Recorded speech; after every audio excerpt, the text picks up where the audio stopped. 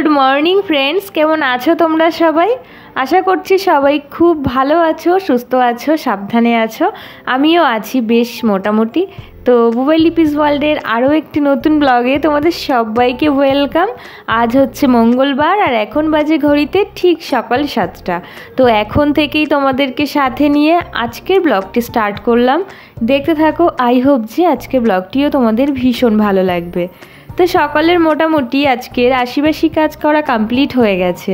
তারপরে আমি স্নান ধুতি করে চলে এসেছি। কিছু জামা কাপড় ছিল, সেগুলোকেও ধুয়ে দিয়েছিলাম। তো এখনও পর্যন্ত মানে রোদ্দুরটা আসেনি উঠানে, যেহেতু গরম লাগলেও ততটা কষ্ট হচ্ছে না। তো যাই হোক, এই জন্য জামা কাপড়গুলো তাড়াতাড়ি করে মেলে দিলাম। দিয়ে এখন আমি নিত্যদিনের যে সমস্ত কাজগুলো করে থাকি, আর সকালবেলায় উঠে না আশিবাসি কাজ করার পর স্নান সেরে পুজো না দিতে পারলে না কেমন যেন একটা অস্থির অস্থির লাগে। এটা যারা প্রত্যেক দিন করে থাকো না, তাদের কাছে এরকমই অস্থিরতা ফিল মানে তারা করতে পারবে। আর যারা আর কি সকলের আশিবাসি কাজ কমপ্লিট করে রান্নাবান্না করে দুপুরের দিকে পুজোটা দেওয়ার অভ্যাস আছে, তাদের একটা ব্যাপার আলাদা আছে। তো আমি এই বাড়িতে আসার পর এই যে সকালে পুজোটা দেওয়া অভ্যাস করেছি না, এখন আর যেন ভালোই লাগে না। তো সকালের মোটামুটি এই দুটো কাজ আমার ভীষণ বড় কাজ। সকালে উঠে আশিবাসি কাজ কমপ্লিট করে স্নান করে পুজো দেওয়া, ব্যাস। তারপরে এবার রান্নাঘরে গিয়ে সারাটা দিন টুকটুক করে রান্না বান্না করি, তবে টাইমলি শেষ করি। টুকটুক করে বলতে সারাটা দিন কাটাই না রান্নাঘরে। তো যাই হোক, এই হচ্ছে গল্প, আমাদের নিত্য রোজকার আমার গল্প। তো আজকে দেখতে থাকো, সাথে থেকো। আর কিছু ঘটনাও ঘটে গেছে, যেটা কিনা তোমরা থাম্বনেল দেখে কিছুটা হলেও বুঝতে পারছো। তো সবটাই তোমাদেরকে ডিটেলসে আজকে বলবো। তার জন্য কিন্তু আমার সাথে তোমাদেরকে পুরো ব্লগটি দেখতে হবে, কোনো রকম মিস করা চলবে না, স্কিপ করা চলবে না। ফুল দিয়ে যেমন সিংহাসনটা সুন্দরভাবে সাজিয়ে দিয়েছি আজকে ঠাকুরকে, তেমন কিন্তু অনেক ধরনের ফল দিয়ে আজকে ঠাকুরকে পুজোও দিয়েছি। আজকে সিজনের ফলও ছিল, লিচু আর আম, আর মৌসুম্বি লেবু, শসা, কলা এগুলো তো থাকে, এগুলো দিয়ে আজকে পুজো দিয়েছি।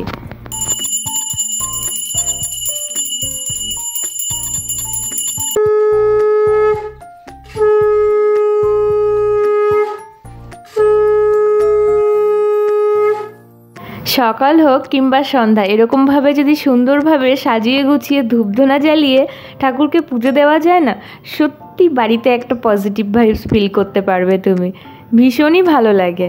তো আমার এদিকে তো পুজোটা দেওয়া কমপ্লিট হয়ে গেছে। তারপরে গীতা আস্বাদন করে নিলাম। আর তোমাদেরকে আগেও বলেছিলাম যে যারা গীতা পড়তে সত্যিই খুব ভালোবাসো, তারা কিন্তু এই গীতাটা কিনে নিয়ে অবশ্যই পড়তে পারো, ভীষণ ভালো লাগবে তোমাদের, সত্যিই বলছি। তো দেখো, আমার ঘরে পুজো দেওয়া হয়ে গেছে। তারপরে ঘরে এসে আমি এই যে এখানে একটু ধূপকাঠি জ্বালিয়ে ঠাকুরকে ফুল দিয়ে পুজো দিয়ে নিয়েছি। আর তারপরে রান্নাঘর চলে এসেছি চা করার জন্য। তো চা একটু দুধ চাই করছি। আর তোমরা যারা আমার নিত্যদিনের ব্লগ দেখো, তারা নিশ্চয়ই জানবে যে আমি চা খাই না, খুব একটা আমার ভালো লাগে না কফি ছাড়া। মানে কফিটা তো ওই শীতকালে ঠিক আছে, তবে গরমের মধ্যে নয়। তো এটা হচ্ছে তোমাদের দাদা ভাইয়ের জন্য আর ঠাকুমার জন্য। ঠাকুমাও খুব একটা চা খেতে ভালোবাসে না, তবে আজকে যেহেতু আর চাটা খাওয়া হয়নি, তো আমি এখন করছিলাম বলে ঠাকুমা বললো ঠিক আছে আমার জন্যও 1 কাপ কর তাহলে। তো ঠাকুমার জন্য আর তোমাদের দাদা ভাইয়ের জন্য আর কি চাটা করে দিয়ে এলাম। তো সকালটা তো বেশ ভালো কাটছিল, কিন্তু এমন অঘটন ঘটে যাবে সত্যি সেটা ভাবার মানে কথাই ছিল না।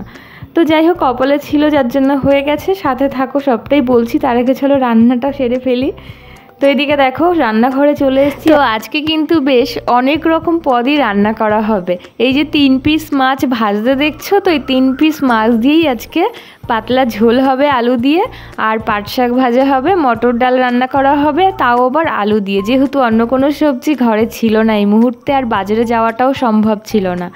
আর তোমাদের দাদাভাইও চলে যাবে, ওই জন্য ওকে আর বেশি বাইরে বেরোতে বারণই করলাম, যে যা আছে তাতেই মোটামুটি 3-4 পদ হয়ে যাবে। বেগুনও ভাজা করব।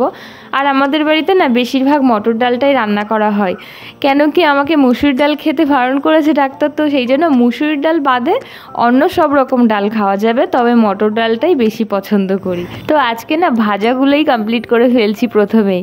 তো আলু ভেজে রেখে দিলাম তুলে, মাছ ভেজে রেখে দিলাম, তাহলে মাছের রান্নাটা তাড়াতাড়ি হয়ে যাবে। ওইদিকে বেগুনটাও ভেজে রেখে দিয়েছি। আর এখানে দেখো মাছের যে একটু ডিম ছিল, সেটার মধ্যে একটু বেসন, কাঁচা লঙ্কা কুচি আর কাঁচা পেঁয়াজ কুচি দিয়ে ভালো করে মেখে এই যে একটু তেলের মধ্যে দিয়ে বেশ একটা বড়া সাইজে করে বড়া করে নিয়েছি। খেতে কিন্তু বেশ ভালোই লাগে। তো এবার আমি পাট শাকটা ভেজে নেব। তো ভাবলাম যে কড়াইতে যে তেলটুকু আছে এটাতেই আর কি রান্নাবান্নাটা কমপ্লিট করে ফেলি, তাহলে এদিকে সব ভাজাভুজিগুলো কমপ্লিট হয়ে যাবে। তারপর ঝোল, মাছের ঝোল আর ডালটা বসিয়ে দেবো।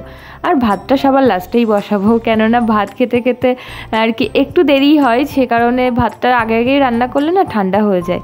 তো লাস্টের দিকে রান্না করলে বেশ একটু গরম গরম খেতেও পারবে। তো মাছের ঝোল যেরকম করে রান্না করি তেমনই করবো। আর এদিকে দেখো আজকে মটর ডালটা আলু দিয়ে যেহেতু করছি তাই একটু পেঁয়াজ ফোড়ন দিয়েছি, বেশ অন্যরকম টেস্ট লাগে। তো যাই হোক, সবই তো ভালো করে চলছিল আর কি সকাল থেকে, তোমাদেরকে আগেও বললাম। আর আজকে তোমাদের দাদাভাই আবার কাজে চলে যাবে, তো সেই কারণেই এত রান্নাবান্না, মানে ও না থাকলে তো আর এত রান্নাবান্না সত্যি একা একা করে খাবার মতন ইচ্ছা একদমই থাকে। তো রান্নাবান্নাগুলো তো বেশ মন দিয়েই করছিলাম। এবার সকালবেলায় হয়েছে কি, এটা 6:30টার সময় বড় পিসিমণি আমাকে মানে আর কি ফোন করেছে। তখন আমি সদ্য ঘুম থেকে আর কি উঠে আশিপাশি কাজগুলো করছিলাম আর কি। তো তাড়াতাড়ি করে আজকে উঠে গেছিলাম, যেহেতু তোমাদের দাদাভাই আজকে বেরিয়ে যাবে কাজে। তো তাড়াতাড়ি করে সকালের টিফিন, আবার দুপুরবেলা রান্নাবান্না, অনেকটাই কাজকর্ম থাকে, পুজো দেওয়ার ব্যাপার আছে একটা। তো সেই জন্য এবার ফোন করে আমাকে বললো কি যে আমি একটু পড়ে গেছি, পায়ে খুব ব্যথা পেয়েছি, তুমি একটু এসো। তো আমি কাজকর্ম কমপ্লিট করে পুজোটা দেওয়া হয়ে গেছিলো 7:30 নাগাদ, আমি গিয়ে দেখে এসেছি। তখন খুব একটা যে ব্যথা অনুভব করছিলো সেটা ঠিক বুঝতে পারলাম না। তো বেলা যত গড়াচ্ছে, মানে এই দুপুরের এই টাইমটুকুতে ভীষণ ব্যথা বেড়েছে। আর সঙ্গে সঙ্গে যদি এক্সরে করাতে নিয়ে যাওয়া হতো তাহলে হয়তো এতটা কষ্ট পেত না, জানো তো। তো ভীষণ একটা খারাপ অবস্থা, মানে মুভই করতে পারছে না এক জায়গা থেকে অন্য জায়গায়। তো আমি কি করব, একবার ওই বাড়ি একবার এই বাড়ি করতে হচ্ছে, জানো তো। মানে রান্না করতে করতে যে কতবার গেছি তার কোনো ঠিক নেই। আর এদিকে তো আমি আলু চচ্চড়িটাও বসিয়ে দিয়েছি, যেহেতু ও বিকালে রুটি আর তরকারি নিয়ে যাবে। তো ভাবলাম কি তাহলে তাড়াতাড়ি করে আলু চচ্চড়িটা বসিয়ে আমি একটু স্নান সেরে পুজোটা দিয়ে আসি। এই যে গোপলুকে একটু দুপুরের সেবাটা দিতে লাগে, তো সেটাও করতে পারছে না, এতটা পরিমাণেই লেগেছে। আর এখন এই মুহূর্তে বড় পিসিমণিকে আমার পক্ষে ধরে নিয়ে যাওয়াটাও সম্ভব না। আর পিসিমণি ওই ঘরে অবস্থাটা একটু অন্যরকম ছিল বলে আর ভিডিও করা হয়নি। তো পিসিমণিকে নিয়ে বিকালে ডাক্তারখানায় যাওয়া হবে, তারপরে ডাক্তার যেটা সাজেস্ট করবে সেটাই করানো হবে। আর এদিকে মেয়ে আর জামাই এসছে, মানে বড় পিসিমণির মেয়ে আর জামাই এসছে। তো আমার রান্না বান্নাটা ছিল যেহেতু দুজনের মতো, তো যাই হোক 3 জনে মিলে আর কি ভাগ করে খাওয়া যাবে সেরকমভাবেই খেলাম। আর সময় যে কোথা থেকে পার হয়ে যায় সত্যি আজকে না আমি বুঝতেই পারলাম না। এখন জানো তো বিকেল 4:30 বাজে, তো 5টার সময় ঠিক বেরোবে। তো সে কারণে ওর মানে আর কি রাতের খাবারটা আর কি গুছিয়ে দিচ্ছিলাম। তো রুটি করে দিয়েছি আর আলু চচ্চড়ি করে দিয়েছি, তো সেটাই আর কি রাতে ও ডিনার করে নেবে। আর এদিকে একটু যাওয়ার সময় একটু ফল কেটে দিলাম, তো ওই ফলটাই আর কি খাচ্ছিল বসে বসে আর ঠাকুমার সাথে গল্প করছিল। তো এই হচ্ছে অঘটন আজকের, কি বলবো। এদিকে দেখো তোমাদের দাদাভাইও বেরিয়ে যাবে, আর এদিকে বাড়িতে এরকম একটা অবস্থা। তো মানে সত্যিই খুব খারাপ লাগছে, আর আমার তো ভীষণই মানে আর কি খারাপ লাগছে।